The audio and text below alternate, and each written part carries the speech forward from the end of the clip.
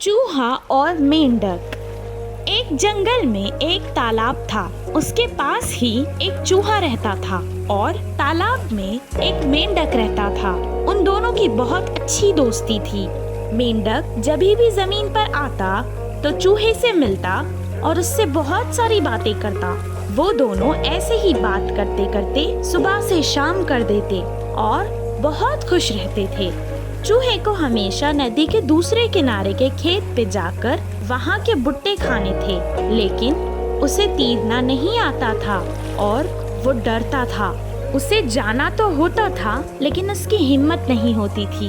एक दिन उसे एक उपाय आया। मैं अपने दोस्त की मदद ले लेता हूँ। मैं उस पर बैठकर नदी को पार कर कर चला जाऊंगा और आज तो किसी भी तरह से मैं भुट्टा खा के ही रहूंगा। वो तुरंत अपने दोस्त मेंढक से मिलने नदी के पास गया और उसे आवाजें लगाने लगा।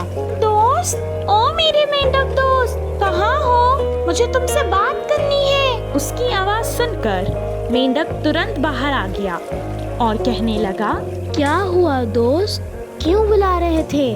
क्या परेशानी है? परेशानी तो कुछ नहीं है, पर तुमसे एक मदद चाहिए थी। क्या तुम मेरी मदद करोगे? हाँ मेरे दोस्त, तुम तो मेरे बहुत अच्छे दोस्त हो। तुम कहो तो सही, मैं क्यों मदद नहीं करूँगा तुम्हारी।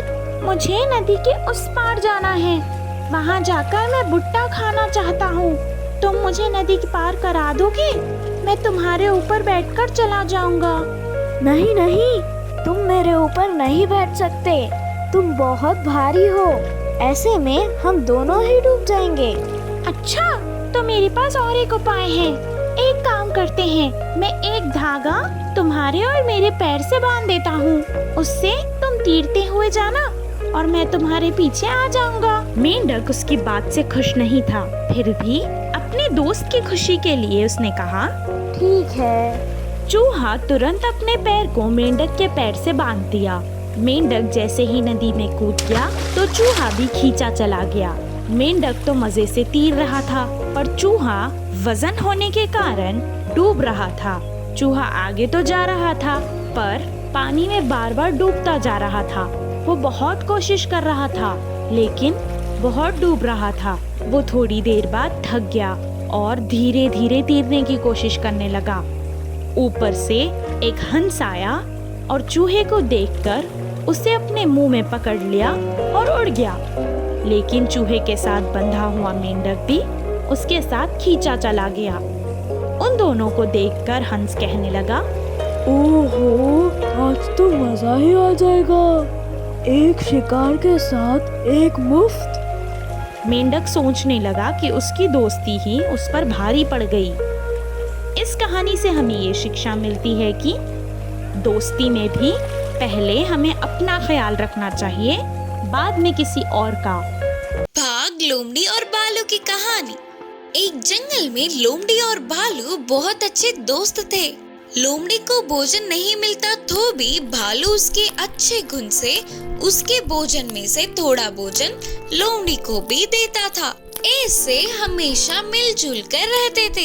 एक दिन लोमड़ी और भालू मिलकर भोजन के लिए जंगल में घूमते समय एक भूखा बाघ उन्हें दिखा।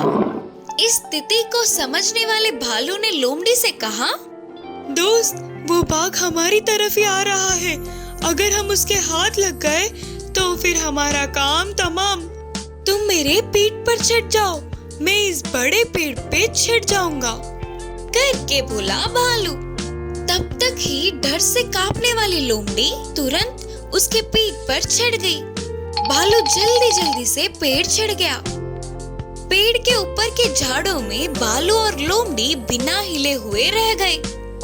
पेड़ के नीचे पहुंचने वाला बाघ उन्हें देखते हुए वहीं बैठ गया। भालू और लोमड़ी पेड़ से नहीं उतर रहे थे और बाघ भी वहां से हिल नहीं रहा था। ऐसे ही बहुत समय बीत गया। अंधेरा होते ही भालू ने लोमड़ी से कहा, दोस्त, वो बाघ जिद्दी होकर वहीं बैठा है। इतनी बड़ी सी पेड़ को वो नहीं चढ़ सकता। फिर भी हमें पूरी रात सावधानी बरतनी होगी। हम में से एक सोएगा तो दूसरे को जागना होगा। ठीक है दोस्त, करके बोली लोमड़ी। तब भालू ने लोमड़ी से कहा, उम्र में भी बड़े हो, तुम पहले सो जाओ। आधी रात ढलने के बाद तुम्हें उठाकर मैं सो जाऊंगा, तब तुम ध्यान रखना करके बोला। लोमड़ी ठीक है बोलकर गहरी नींद में सो गई और भालू पहरा देते हुए बैठ गया। पेड़ के नीचे ही इनकी लालच से बैठा हुआ भाग थोड़ी देर बाद भालू से कहा, अरे ओ भालू दोस्त, तुम उस लोमड़ी की रक्षा कर रहे हो, ये मुझे मालूम है, फिर भी मेरी बात सुन लो। तुम अगर उस लोमड़ी को नीचे गिरा दिए तो मैं उसे खाकर दूसरे जंगल में चला जाऊंगा, तुम्हारे कष्ट दूर होंगे।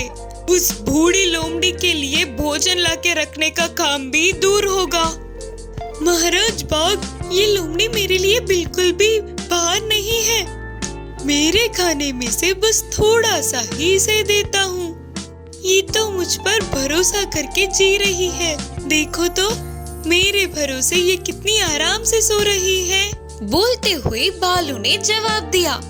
उतने में आधी रात ढल गई। भालू ने लोमड़ी को जगाकर खुद सो गया। कुछ देर बाद भालू के पूरी तरह से सोने के बाद पेड़ के नीचे से भाग ने इस बार लोमड़ी से बात किया। लोमड़ी मामू, तुम्हारे मांस खाए हुए बहुत दिन हो गए होंगे ना? अगर मेरी बात सुनना चाहो तो मैं एक बात बोलूं, तुम हिम्मत करके उस भालू को नीचे धक्का दो, मैं उसे मार के खाकर बाकी के मांस को तुझे दे दूंगा। तुम दोनों में से किसी एक को तो मैं खा के ही जाऊंगा। मैंने तो निर्णय कर लिया, बाकी तुम होशियार हो, सोच कर निर्णय लेना। बोलते हुए भाग ने लोमड़ी को गुमराह किया। लोमड़ी थोड़ी देर के लिए सोच में पड़ गई। भाग के निर्णय का कोई मुकाबला नहीं करके उसे पता था उसके कष्ट दूर होंगे और खाना भी मिलने के लालच में उसने धीमे से भालू को पेड़ से धक्का दे दिया। नीचे गिरे भालू को देख भाग ने चिढ़ाते हुए हंसकर कहा, देखा, तुझे मैंने लोमड़ी की चालाकी कितना समझाई थी, फिर भी तूने उस लोमड़ी को धक्का नहीं दिया। उसको देख कैसे तुझे एक पल में नीचे गिरा दिया। अभी भी कुछ नहीं बिगड़ा, मैं तुझे बिना खाए छोड़ दूंगा। कम से कम अब तो तू पेड़ पे चढ़कर उस लोमड़ी को नीचे धक्का दे दे जा। करके पूछा बाघ। भालू ने कहा, महाराज बाघ, वह लोमड़ी बहुत दिनों से मेरे भरोसे ही जी रहा है। आज उसने ऐसा कर दिया करके मैं उसके भरोसे को तोड़ नहीं सकता। सच ये है कि ये उसकी चालाकी नहीं बल्कि धोखा है। धोखा देने वाले अपने आप ही नष्ट होंगे। अब मुझे मारकर अपनी भूख बुझा ले। उसकी बातों से बाघ का मन भर आया। उतना सच्चा मन उसने कभी भी उस जंगल में कहीं नहीं देखा। दोस्त, मैं तुझे खाऊंगा तो मुझे बड़ा पाप चढ़ेगा। मुझे कोई और भोजन मिल जाएगा, तुम जाओ। बोलकर बाघ वहां से चल पड़ा। भालू भी अपने रास्ते चला गया, लेकिन लोमड़ी तो एक और पेड़ नहीं उतर पाते हुए दूसरी ओर खाना भी नहीं मिलने पर बर्दाश्त न करते हुए आखिर में नीचे उतरने की कोशिश में अपने प्राणों को खो बैठी। इस कहानी की सीख है कि हम पे भरोसा करने वालों को कभी भी धोखा नहीं देना चाहिए। जादुई हथौड़ा। रामापुर नाम के गांव में चंद्रैया नाम का बड़ा ही था। वह बहुत ही गरीब था। तरह तरह के वस्तुएं, घर की चीजें तैयार करके उन्हें बेच के कमाए हुए धन से अपने परिवार को चलाता था। एक दिन काम से बाजू के गांव जंगल के रास्ते जाने वाली चंद्रैया को जाल में फंसा एक हाथी दिखा।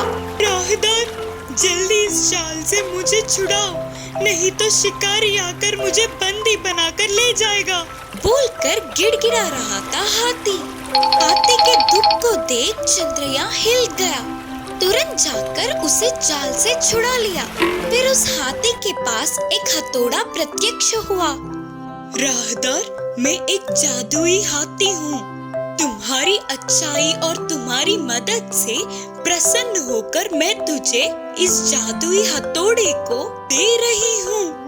इससे तेरे काम में यह बहुत काम आएगी और साथ ही तेरा सिद्धि भी होगा। बोलकर वो दे के चली गई हाथी। उस जादुई हथौड़े को घर लाने वाला चंद्रैया उससे अपने खेती का काम और घर के चीजों की तैयारी में उपयोग किया। इससे पहले 1 महीने में तैयार करने वाली चीजों को अब उस जादुई हथौड़ा बस 1 ही दिन में और ज्यादा सुंदर बनाने लगा। उसके व्यापार में बहुत तरक्की होने लगी। आसपास के गांव के लोग भी चंद्रैया के पास ही आकर अपने पसंद की चीजें खरीद रहे थे। इससे हाथी के दिए हुए जादुई हथौड़े से चंद्रैया को अच्छी कमाई हो रही थी। सभी के जुबान पर सिर्फ चंद्रैया का ही नाम होने पर उन सब से चंद्रैया के बारे में जानने वाले बड़े चोर सोम और दाम उसी रात को बिना आवाज किए दीवार कूदकर घर में घुसे। तब तक चंद्रैया तो गहरी नींद में सो रहा था। अरे वाह, शेर तो गहरी नींद में है। क्या टाइमिंग है यार अपनी। सोना और कैश जितना चाहे उतना चुरा लेंगे रे। ऐसे दोनों चोरों ने सारी कीमती चीजों को अपने बस्ते में डालने लगे। थोड़ी देर में उन्हें एक पेटी में संभाल के छुपाई हुई हथौड़ा दिखा तो उसे देख के वे चौंक गए। हमारे तालों को खोलने के लिए ये काम आएगा ना रे। हाँ, पेटी में ऐसे छुपाया है ना तो बहुत कीमती होगा। सोचकर दोनों चोरों ने इसे लेने का प्रयास किया। इतने में वह हथौड़ा उड़ के दूसरी जगह चली गई। अरे अरे, ये क्या है रे, हमसे ही खेल रहा है। हाँ, हमें नहीं जानता है ना भाई। फिर दोनों ने उस हथौड़े को पकड़ने की कोशिश की। बाप रे बाप, ये तो कोई साधारण हथौड़ा नहीं है, ये तो जादुई हथौड़ा है रे। भागो। हाँ भाई, आपने सही कहा। चलो यहाँ से भाग जाएंगे। दोनों चोर सोम और दाम चुराए हुए सामान को वहीं छोड़कर अपने प्राणों को बचाने के लिए भागने लगे। बुद्धिमान गधा। एक गांव में गोपी नाम का किसान रहता था। वह अपनी खेती में तरह तरह के फसल उगाता था। उसके पास एक भैंस था। उसको हल बांधकर खेती का काम कराता था। फिर उसे गाड़ी से बांधकर बस्तों का भार उठवाता था। ऐसे वह पूरा दिन काम कर करके शाम तक बहुत थक जाती थी। भैंस को कभी कभी अपने मालिक पे गुस्सा बहुत आता था, लेकिन वह कुछ ना कर पाता था। फिर कुछ दिनों के बाद गोपी एक गधे को खरीद लाया। भैंस के पास ही उसे बांधे रखने पर उससे परिचय बढ़ाकर गधा उधर की कब्रें जाना चाहती थी। ऐसे धीमे धीमे उससे बातें बढ़ाने लगी। मालिक तुम्हारा अच्छे से ध्यान रख रहा है ना, करके गधे ने भैंस से पूछा। भैंस ने गधे को अपनी सारी कष्टों का वर्णन किया। पूरी बात सुनकर गधे ने कहा, माना तुम्हें अपना काम कम होने के लिए एक उपाय दूंगा, सुनोगी क्या? इसी बात की इंतजार में रहने वाला भैंस जल्दी से उपाय बताने को कहा। तुम ना घास चरना पानी पीना छोड़ के बीमार होने का नाटक करो, तब हमारे मालिक तुमसे कोई भी काम नहीं करा पाएंगे। बोलकर गधे ने सलाह दिया। उसके अगले दिन से ही भैंस ने ना ही कुछ खाया पिया, वह अपनी जगह से उठा तक नहीं। ऐसे ही बीमार होने का नाटक किया। तो किसान को उसे देख तरस आ रहा था, तो उसे वही छोड़ के खेत चला गया। जैसे गधे ने कहा बिल्कुल वैसे ही होने पर भैंस को बहुत खुशी हुई। अब ना कुछ कर पाते हुए गोपी ने बीमार भैंस को छोड़ के सेहतमंद गधे को खेत में ले गया। उससे ही भैंस के सारे काम करवाया। ऐसे कुछ दिन बीत गए। ऐसे हर रोज काम कर करके थक कर शाम तक गधा ठीक से खड़ी भी नहीं हो पाती थी। वही भैंस बहुत खुशी से बिंदास रहती थी। भैंस को ऐसे देख दुखी होकर गधे ने कहा, अरे गलती कर दी मैंने, मदद करना चाहा तो वो पूरा काम मुझ पर ही पड़ा। ऐसे नहीं चलेगा, कुछ तो सोचना पड़ेगा। करके वो पूरी रात सोचकर एक निर्णय पर पहुंची। अगले दिन भैंस से मिलकर बोली, तुम्हें देख के मुझे बहुत दुख हो रहा है दोस्त, क्योंकि तुम अब किसी काम की नहीं करके तुम्हें पालना बेकार है। सोचकर तुम्हें पशुओं के आश्रम में भेजेंगे करके हमारे मालिक को मैंने किसी से बात करते हुए सुना। तब भैंस डर के अपने नाटक का अंत करने की सोचकर अगले दिन हमेशा की तरह घास चर के खुशी से इधर उधर घूमने लगी। भैंस हमेशा की तरह सेहतमंद दिखने पर किसान उसे खेत ले गया। इससे अपना काम कम होने वाले गधे ने चैन की सांस ली। इस कहानी की नीति है कि कभी-कभी हमारे दिए हुए सलाह हमारे लिए ही मुसीबत बन जाते हैं।